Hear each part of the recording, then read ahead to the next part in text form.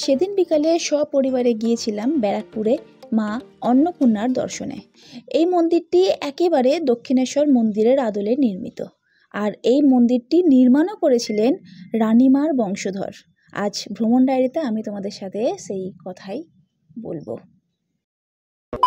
বিকাল 5টা নাগাদ আমরা বল্লভপুরের গান্ধীঘাটে মাথাপিছু 8 টাকার টিকিট কেটে প্রায় হাফ গঙ্গা হেঁটে লঞ্চে উঠে বসি।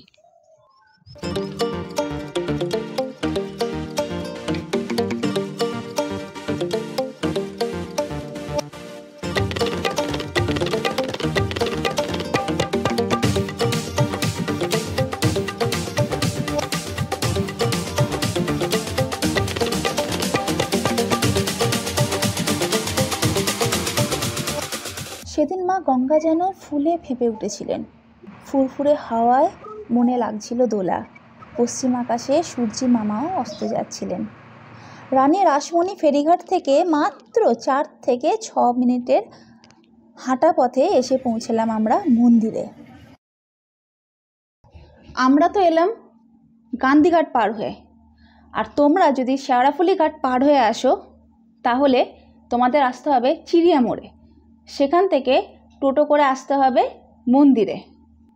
আর যদি ট্রেনে করে আসো তবে ব্যারাকপুর বা টিটাগড় স্টেশনে নেবে, সেখান থেকে টোটো করে মন্দির।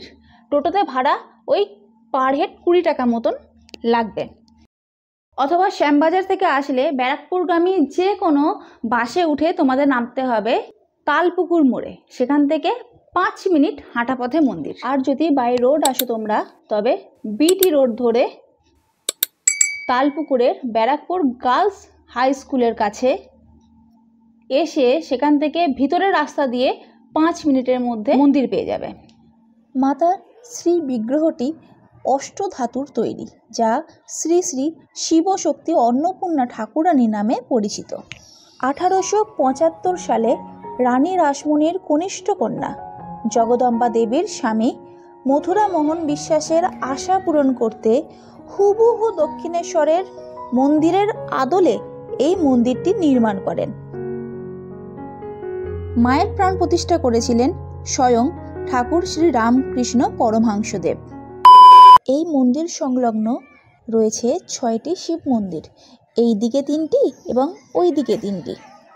মন্দির কতক্ষণ খোলা থাকে, ভোগ কখন খাওয়ানো হয় এবং তার মূল্য কত, এছাড়াও আরও বেশ কিছু জরুরি তথ্য আমি ডেসক্রিপশানে দিয়ে দিলাম তোমাদের সুবিধার জন্য।